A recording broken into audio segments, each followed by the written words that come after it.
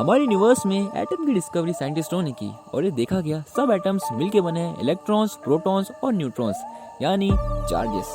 But ये charges होते क्या हैं? चार्जेस बेसिकली कुछ नहीं, बस एक अमाउंट ऑफ एनर्जी कह सकते हैं। इनके पास एक खुद का फोर्स होता है जिन्हें दूसरे चार्जेस पर अप्लाई करते हैं और इन फोर्स को हम एक फील्ड के रूप में देखते हैं जिसे हम कहते हैं इलेक्ट्रिक फील्ड। पर अगर मैं आपको कहूँ कि एक चार्ज को दूसरे चार्ज के फोर्स और रिपल्शन के अगेंस्ट लाया जाए तो क्या होगा? यही बात हमें ले चलती है हमारे सेकंड चैप्टर इलेक्ट्रिक पोटेंशियल, जहाँ पर एक चार्ज को एक पॉइंट पर लाने में जितनी एनर्जी लगी विदाउट एक्सेलरेशन उसे हम कहेंगे उस सिस्टम की पोटेंशियल एनर्जी। एनर्जी है तो हम उसे यूज करेंगे और यूज करने के पहले हमें उसे स्टोर करना होगा। तो उस डिवाइस का नाम है कैपेसिटर, जो एनर्जी को स्टोर करता है in the form of charges. अब हमने जाना चार्जेस और उनकी एनर्जी के बारे में, पर क्या हो हम इन सारे चार्जेस को एक वायर के थ्रू फ्लो कराएं। यही बात हमें ले चलती है हमारे थर्ड चैप्टर करंट इलेक्ट्रिसिटी की तरफ। इन सारे चार्जेस के फ्लो से ही बनता है इलेक्ट्रिक करंट। चार्जेस अगर एक मटेरियल से फ्लो होते हैं तो मटेरियल के एटम्स उसे अपोज करते हैं। इसी अपोजिशन को हम बोलते हैं रेजिस्टेंस। इसी रेजिस्टेंस को हम बढ़ाया घटा सकते हैं सीरीज या पैरेलल करके। कुछ टाइम बाद एक साइंटिस्ट है ऑस्टर्ड, जिन्होंने अपने एक्सपेरिमेंट में शो किया कि इलेक्ट्रिक करंट के फ्लो से ही बनती है मैग्नेटिक फील्ड। मैग्नेटिक फील्ड भी समथिंग लाइक इलेक्ट्रिक फील्ड की तरह है, पर वो अपना फोर्स लगाती है मूविंग चार्ज या मैग्नेटाइज कंडक्टर पर। इसी मैग्नेटिक फील्ड का यूज बहुत सारे एप्लीकेशंस और डिवाइसेस में किया जाने लगा और उसमें से हमारे एक डिवाइस है द मूविंग कॉइल गैल्वेनोमीटर।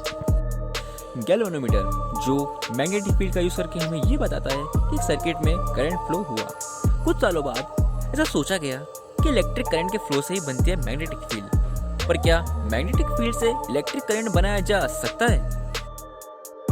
यही कंसेप्ट को लेकर आए माइकल फैराडे और जोसेफ हेनरी, जिन्होंने इस बेसिस पर फिजिक्स में एक नई ब्रांच खड़ी कर दी, जिन्हें आपकी बुक में दिया है इलेक्ट्रोमैग्नेटिक इंडक्शन।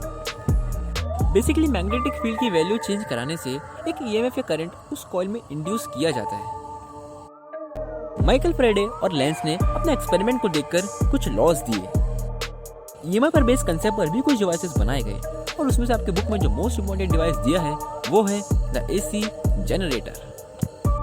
एसी जनरेटर जहां पर मैकेनिकल एनर्जी देकर उसमें से करंट या ईएमएफ इंड्यूस किया जाता है।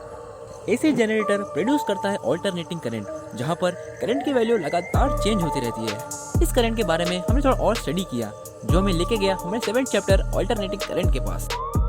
एसी के बेसिस पे हमने एक बेहतरीन डिवाइस बनाया ट्रांसफार्मर, जो बिना ज्यादा एनर्जी लॉस के करंट को लॉन्ग डिस्टेंस तक पहुंचा सकता था। समय बीतता गया और आए एक साइंटिस्ट मैक्सवेल, जिन्होंने अपने कुछ सेट ऑफ इक्वेशन से इलेक्ट्रोमैग्नेटिक वेव्स के एग्जिस्टेंस को प्रूव किया। मैग्नेटिक फील्ड और इलेक्ट्रिक फील्ड के वेरिएशन से ही बनती है इलेक्ट्रोमैग्नेटिक वेव्स। वेव्स की डिफरेंट फ्रीक्वेंसी या वेवलेंथ से वेव्स की प्रॉपर्टीज भी अलग होती है। इन्हें हम पढ़ेंगे हमारे 8th चैप्टर इलेक्ट्रोमैग्नेटिक वेव्स में। तो दोस्तों, यही था हमारे पहले बुक का ओवरव्यू यानी क्लासिकल फिजिक्स। नेक्स्ट वीडियो हम देखेंगे सेकंड बुक के कुछ चैप्टर्स। तभी के लिए बाय गाइस।